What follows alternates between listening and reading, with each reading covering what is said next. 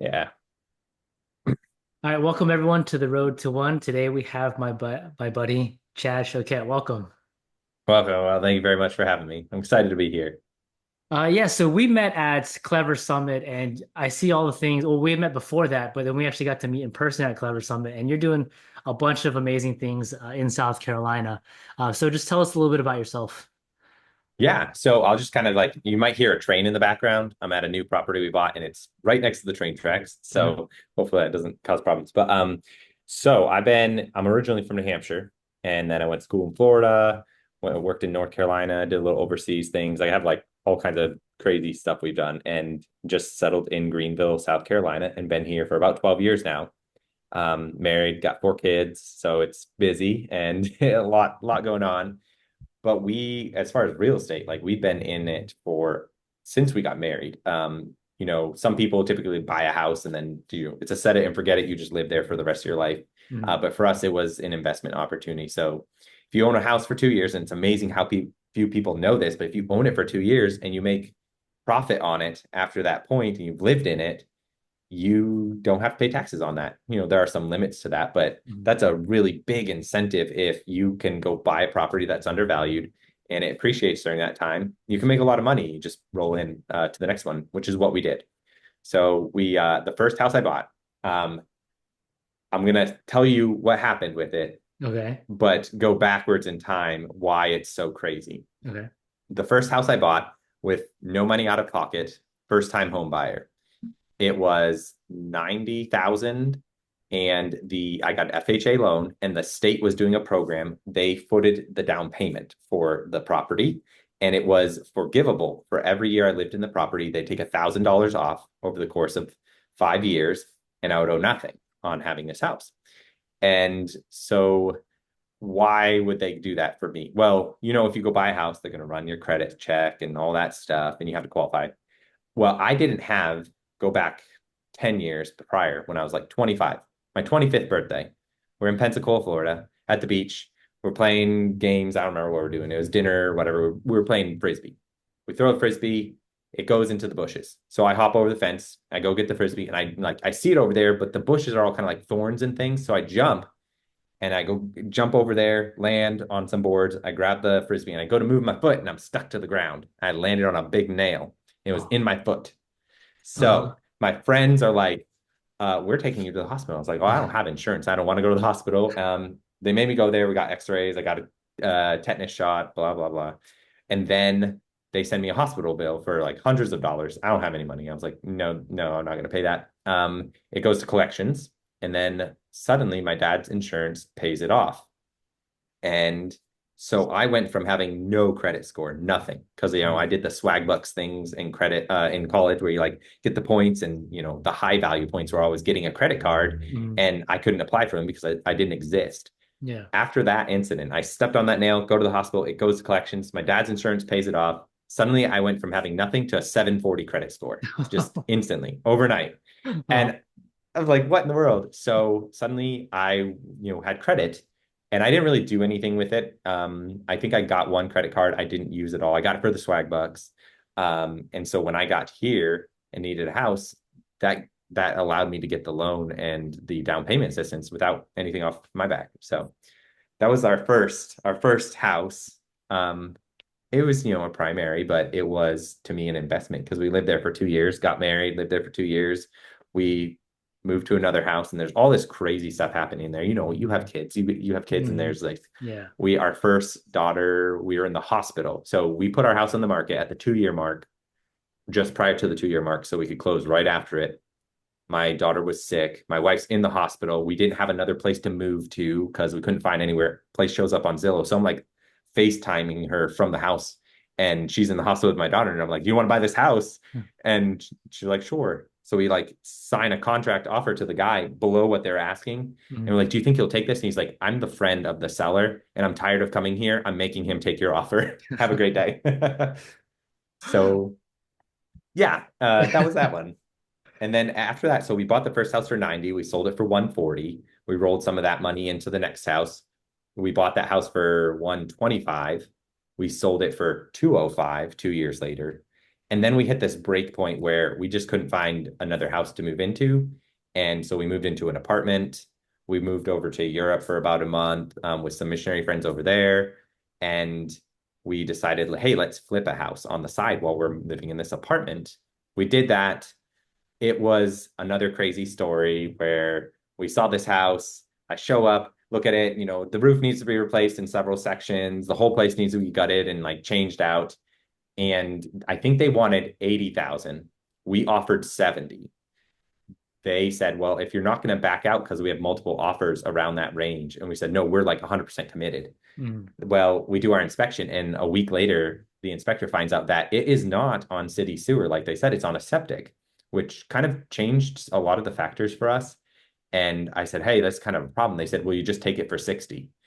I'm like, sure. So we bought it for 60, put 30 into it, and then we sold it for 140 or 150, something like that.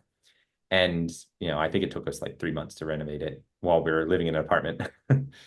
And yeah, that was a big one. So the way to get to your first house is to step on a nail, not pay the bill, and then get a credit score, and then go and buy a house. Is that how it goes? Correct. That's the way to do it. If anyone tells you otherwise. So then, how did you even know about this program where you could, or the rules and regulations that allow you to live in a house and not pay any taxes on the profit if you live there for 2 years? My agent told me that. So Mm. during this first year or just prior to it, I was an agent. I had a license for about 1 year.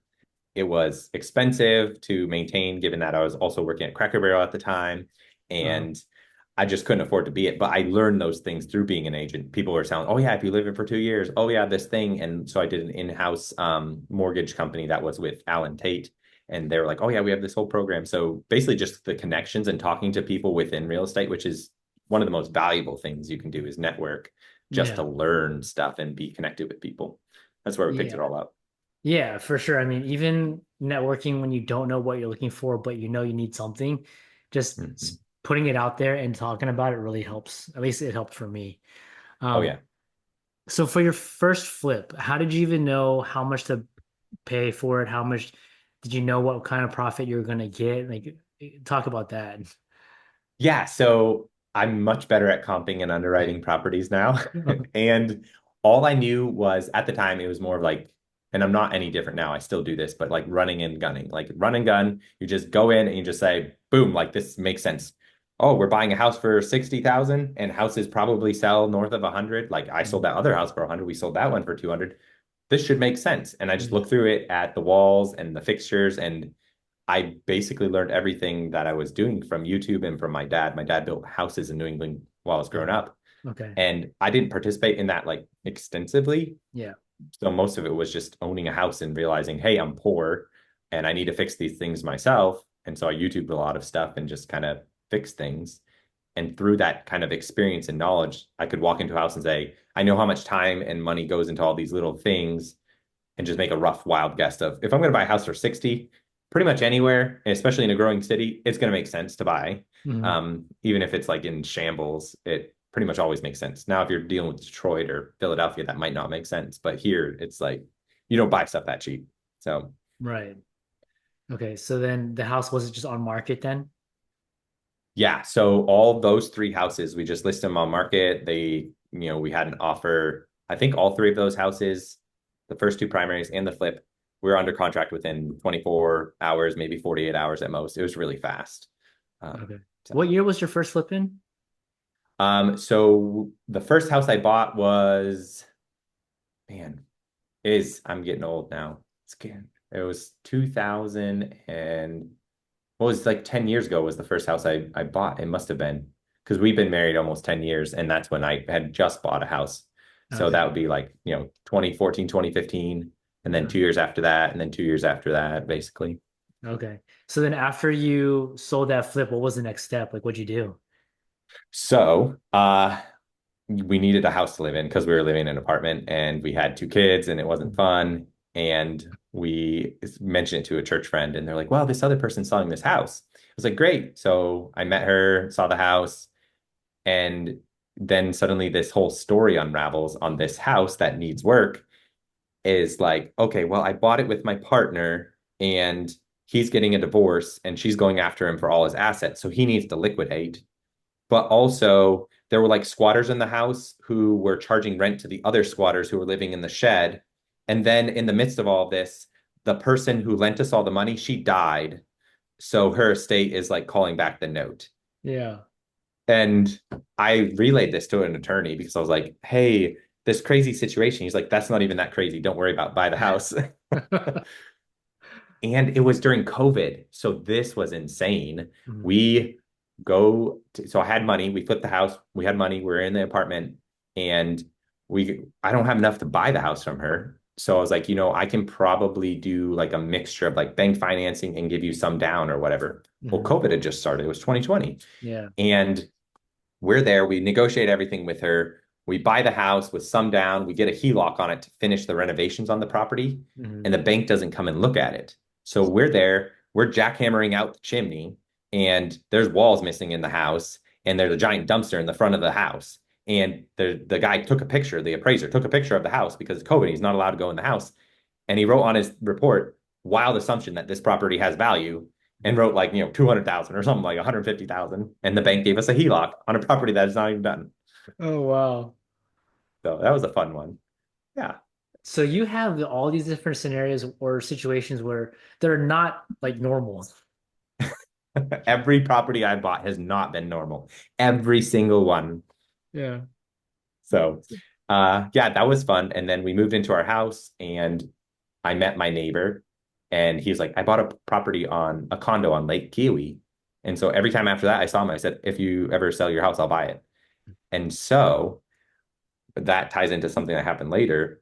We like to spend time with family. My family, both sides, likes to get together, but they're always rich. They're like they have more money than we do. Not like rich, but they have more money than that we do. We're like, well, okay, sure, we can get together at this place, but we only have $400 for like housing for the week.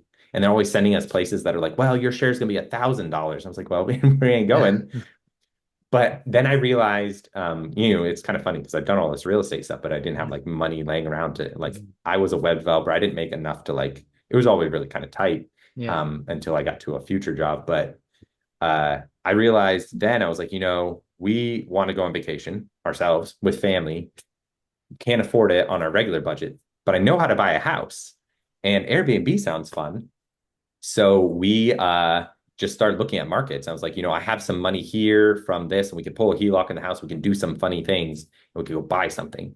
So there's this place, Bryson City, North Carolina, in Western North Carolina. It's just a little town. It's got a train and all that stuff. It's kind of like Gatlinburg, but without Dolly Parton and a Mhm. little bit more rundown, but it's still a cool place. Yeah. And it was one of the circles I had circled on Zillow where I searched every day, and a house came up, a bank foreclosure, and it was two property. Well, it was one property, one like almost an acre, and it had a 3 bedroom, 2 bathroom house in just complete disrepair, and it smelled awful.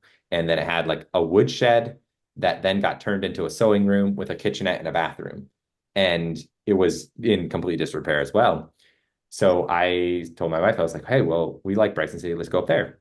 So I took the kids up there. I saw it come on market. I texted all the agents. The first one who could meet me there, she FaceTimed me from the property the day before. I drive up in the morning with my kids. I FaceTime my wife. I'm walking around the property. I was like, we'll give them this much money for it. And the bank took it. So we buy this property and we just financed it from like some of the reserves we had in our own HELOC. And I spent about 4 months of the year, I think it was 2021. I spent about 4 months. I would work my 40 hours of my daytime job in about 3 to 4 days. And then I'd drive up there every week for 1 to 2 days and I work on the property. And I did that for like 4 months straight. So it was kind of exhausting. Mhm. And we get close to the end. We're like, we're ready to launch. We're just going to launch the studio, not the main house, Right. because that was just, I can't do that. We're going to launch the studio. And then my neighbor says, hey, I'll sell you my house. It's like, great. So I meet him. I go sign a contract with him that will buy his house. I'm telling some of my friends at church, I was like, my neighbor will sell me his house, but I don't know how to buy it. And one of the guys who, he has money and he's seen what we do, and he's like, I'll fund it for you. I'll be your PML. It's like, great. So I signed the contract with my neighbor, and I go back up to North Carolina to finish up some of the renovations. I'm building cabinets and I feel terrible, like awful. I had COVID Oh. and I was in bed, like in pain up there by myself. I didn't know it at the time. I was just like, man, I really don't feel great. Come back home, everybody gets sick. It offsets all of our plans for like 2 weeks Mm. because we're just recovering. And then finally we get better and we go back up to Bryson City. We launch the studio. We come home. We sign contract and buy my neighbor's property and we renovate and furnish that house in 1 month. And we suddenly have two properties on Airbnb and we've never done that before. And we're like, let's go for it. Yeah, so then I mean, how did you even know what to offer? How did you know it was going to cash flow? I mean, how did you run numbers on a short-term rental that you've never done this before? So I don't ever buy stuff for that reason. I always I do look at it. It has to make sense. I can't like just bleed Mhm. money or anything. Right. But I look at it from a utilitarian perspective. I want to go to Bryson City with my family Hmm. and have an Airbnb so our family will stay with us and we don't have to pay money. Hmm. So that was the reason. If I buy my neighbor's house, we don't have to drive to Texas or Alabama or Virginia to see family. They have to drive here because we can house them for free. And based on that premise alone is why I bought stuff. And generally it's working out. Yeah. Yeah, you have a very different path than what I feel like most people are like. Because for me, I was always, if I didn't understand how to run the numbers, even if I didn't do it well or if I didn't enjoy it, I at least had to run the numbers to make sure that something would work. But you're going on a completely different route, but it's working out. I mean, you have a bunch of short-term rentals. I mean, I saw you working on one that you just launched not too long ago, right? Yep. Um, and watching you do that kind of stuff almost makes me want to do it, but then I realized that's not what I like to do. You make it look fun though. Oh, well, good. I'm glad. It's not always fun, like especially when you get close to the end of it. So if you take the Clifton Strengths Finder, Hmm. I am my number 34 is consistency. And not that I don't like I like to wake up at the same time every day and Hmm. drink a cup of coffee and blah blah blah. But Yeah. when you get into the midst of a project, it's like, oh, it's fun. Let's go knock out some walls, let's hang some sheetrock, and then we got to do the finishing touches, and then we have to do this. And I was like, Yeah. I get ground down. Yeah. But yeah, the vision, like that's the thing I love is like my Hmm. top strengths are ideation, strategy, futurism, and stuff like that. I was like, Yeah. let's go make something. And Right. that's pretty much why I buy stuff. Yeah. Something else that you mentioned too is that I don't think a lot of people understand is yes, we own a lot of property, but it doesn't mean that we have a bunch of cash in the bank. I mean, it's yes, we own a lot of assets, but being liquid is not something that is not something that I would say is our strong point. Yes, there's a lot of months. Like there are so many times where I'm like, I don't know if I'm going to pay the mortgages that this month, Mhm. because I always had a W-2, and people talk about W-2 being your superpower, or they hate their W-2 and they want to leave it and be in Yeah. full-time real estate. And I was like, Mhm. it's no less stressful until you're incredibly wealthy, I assume, Yeah. because there's a lot of months where it's like, I got mouths to feed, I got mortgages to pay just Yeah. to stay afloat. And I got laid off from my W-2 about a year and a half ago from web development because the company wasn't doing great. Mhm. And so we were like praying about it and we're like, we want to do this, let's just go full time. And once that happened, at the time we had a Airbnb next door. That was our neighbor's house. We had just seller financed off the one to in Bryson City to another investor because big news, it didn't actually make money for us. It needed a Uh-huh. lot more investment and we just didn't have the capital. And Yeah. she did a beautiful job with it. And then we get to uh, we get to that point where I get laid off, and we had already just bought because we were seller financing the other property. We were able to buy a long-term rental here, Mhm. and she ends up paying us off that month. My boss says, "Hey, take the whole month. I'll pay you for the whole month. Go figure out what you're doing." And that kind of like helped us jumpstart. So Yeah. then that whole summer, was this last year?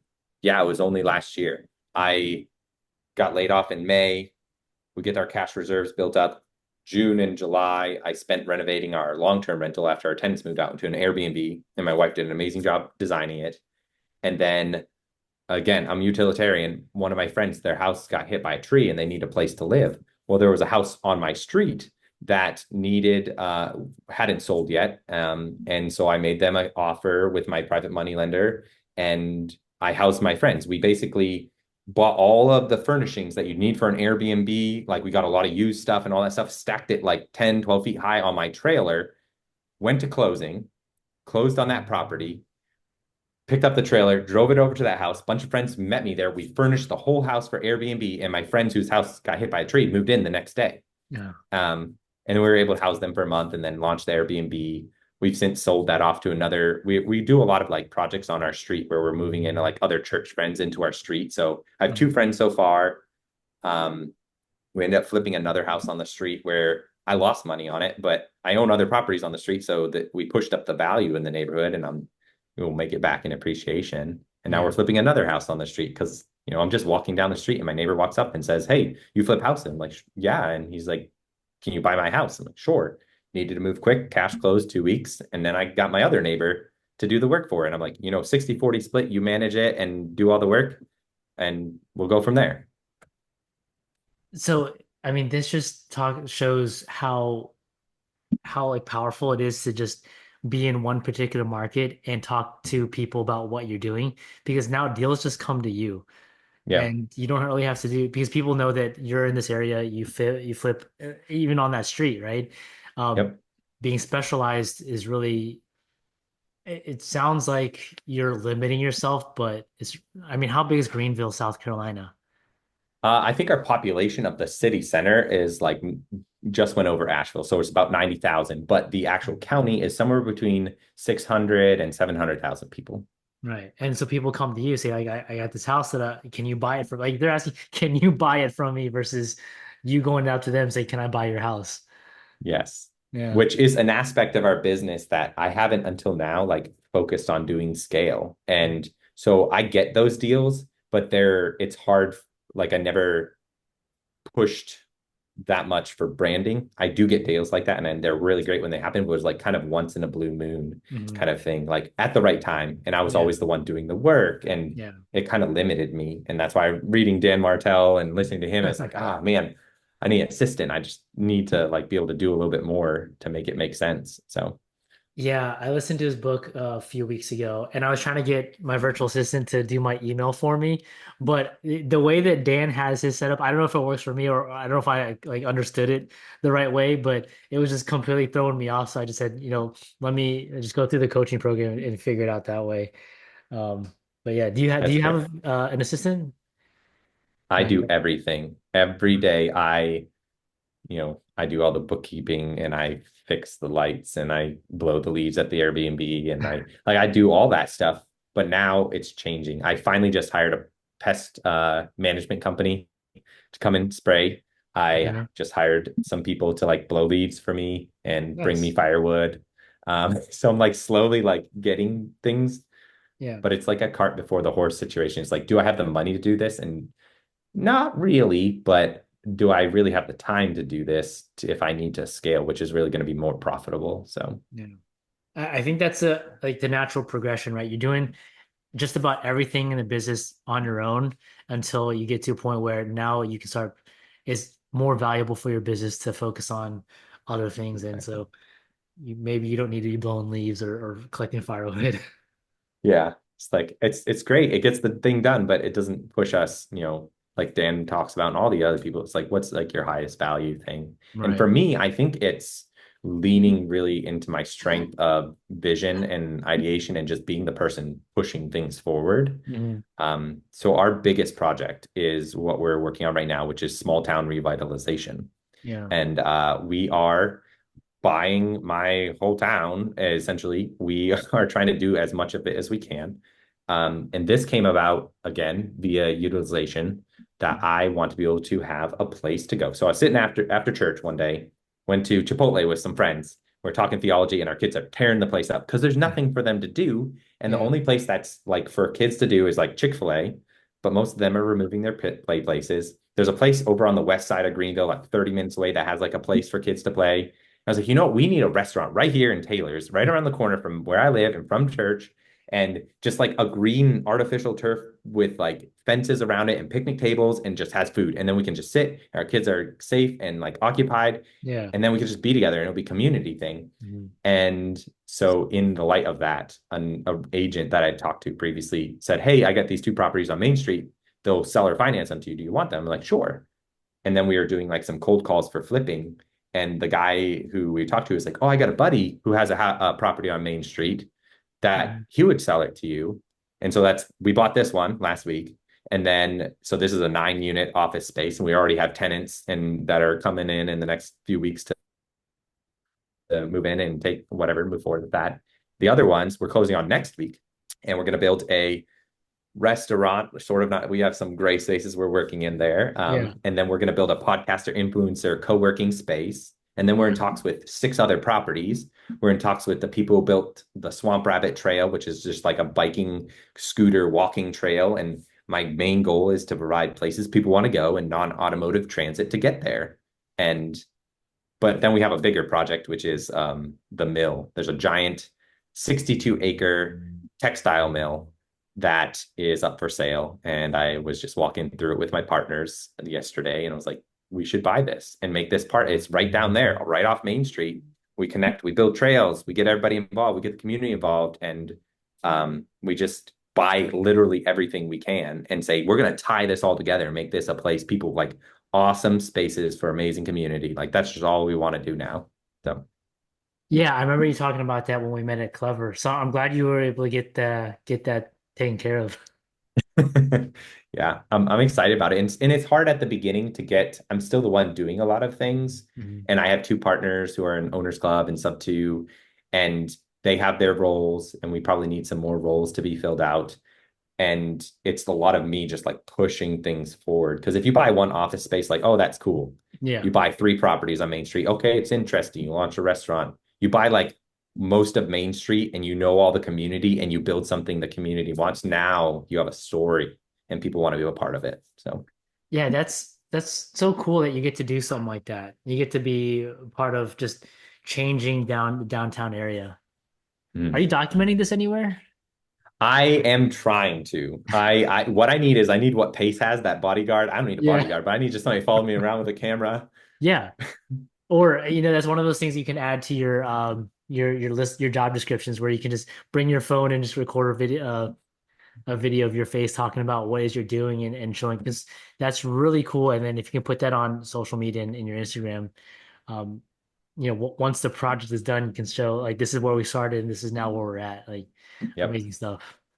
Yeah, and we're going to probably do more of that. We have a big meetup down in Palatka, Florida. Be in Florida in the beginning of December, Okay. and it's a small town revitalization workshop. And I'm hoping at that point we'll have most of these properties, more of them under contract or underway. And at that point, I'll probably do a lot more social media stuff because it's just there's so much paperwork and so many things to do that for me to be recording and walking around to it, like I just forget, and then I'm just like every day feels like 15 days. Yeah, yeah, I completely get it. That's not the first place your brain goes, so it's like a chore. Yeah, it'd be great to have like somebody like who is excited about it too and can come along and just videotape it. And Yeah. that I think would be if we take on the textile mill, then I think we could afford to do that. I'd probably just hire one person who's going to be like our social media influencer or maybe videographer, and we have another social media influencer and a person who can basically follow around me and my partners and be like, hey, you have the person for the day, you have the person for the day throughout the Mhm. week, and they just follow you around and videotape everything they're doing to increase our the presence of our story, because that's where we get our most amount of capital, our most amount of energy, and our most amount of partners is from the story we're telling. Yeah. You have you heard of Donald Miller's story, Build a Story Brand or something like that? That book? No, I'm going to write this down. Donald Yeah. So Miller. I'm listening to that one right now, and um, I think that would be perfect for you and helping to uh, help you raise more capital for what you're doing because there's actual story behind it, right? Because this is what you want to do. Like you're obviously passionate about it. So I think that'll be a good book to read. Oh yeah, I'll go check it out. One of my favorites recently has been Unreasonable Hospitality by Will Guidara, which is excellent if you're like anything hospitality related. His is a restaurant and ours is Airbnb. And it's the same thing of like, Yeah. I want to come in and be unreasonable with like how much we're giving to you, Hmm. and what we're trying to do for you to make it the best experience you can ever have. Yeah, that's a great way to operate too, just in general. Providing more value. I mean, Pace does it with all of his Hmm. Hmm. um, things that he gives us, right? So very cool. Well, Chad, I appreciate your time. Thank you so much for sharing your story and all the Yeah. projects that you're working on. How can people reach out to you and how can people work with you? Yeah, so you can go to my Instagram at Chad Choquette. That's a perfect way to go. And then I'll post most of my stuff on Instagram. Hmm. Right now, my YouTube handle is Chattervast, but you could probably just type in my name, Chad Choquette, again, and you'll Hmm. find me.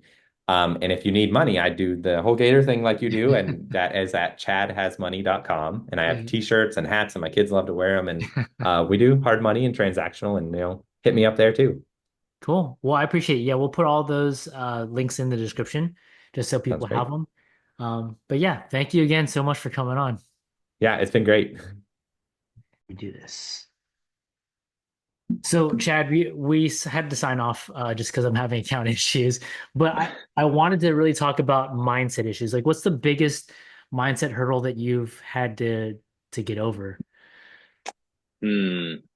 I think this goes into a lot of stuff we talked about at Clever Summit, and like you watch Pace's content and the people he's bringing in to speak to our group go through so many mindset things that I've struggled with. Is it basically goes back to what you tell yourself that you're capable of doing, and you're your own limiting factor in almost everything. Like the resources out there, like is there not money in the world? Is there not people who want to do things in the world? Do these things not all exist around us? There's tons of people and tons of potential everywhere. So I think one of the biggest books that I'm reading through right now that I recommend to people is The Greatest Salesman in the World. One of my partners brought it to me. He's just like, if you want to understand who Pace Morby is, like go read that book, and that's what he's about. And it opens up with one of the premise statements that the main character Hafid says is, "Failure will not overtake me if my determination to succeed is strong enough." And that's true. Obviously, like you can't be foolish with that and believe that you can not be overtaken by failure if you're going to do something that's just unreasonable. But I think that could apply, generally speaking, to almost anybody. Is if you can take that mindset, what you are, what you tell yourself becomes your capabilities. And so Patrick Bet David was talking on stage about like affirmations people tell themselves, and it's not something I do. It's Hmm. not something I've ever done in my family, but it's I bet it's unbelievably powerful because a lot of people walk around and say I'm tired or I'm just this or that, and I say those things too, Right. and it what do you think you become and what you feel? You feel more tired. Right. And it's just part of like human nature, I think, to just, you want to express that because the human struggle it is painful. It is hard. But I believe the people who are at the top or succeeding in whatever area isn't because they were gifted with anything special. Sure, there's like advantages being born in certain places or Mhm. whatever it might be. I mean, if you're listening to this, you probably have a massive advantage over 80%, 90% of the population who doesn't even have the ability to listen to this. Yeah. Being born in America is an amazing advantage that we're the highest production nation in the world. So we can crank out productivity on whatever level you're talking about. So you can go out there and like live your dreams if you allow yourself. So tell yourself the right things, and I think that's a core thing that I've not that I've like it's taken me down because I've obviously you've heard the story. I've done crazy things, and I go out Mhm. there and do crazy things, Yeah. but it's an important thing to continue to move forward. I think Dan Martell was posting in his Instagram recently about what got you here won't get you to there, to the Right. next level. I think that's the second kind of mindset is like, I've done all these things and I'm doing more of the things. And then I just get more exhausted from all the work of doing more things. It's like, well, because those things got me here. Blowing my leaves at my Airbnbs saved me the money, Hmm. but I can't do that if I want 12 Airbnbs. I can't just be blowing leaves all day. Like, I Right. can't do that. Yeah. And so you add in little things. Like Hmm. side excerpt, I love robotic mowers that I have them mow my properties, and I they're the saw best. those. Yeah. Yes.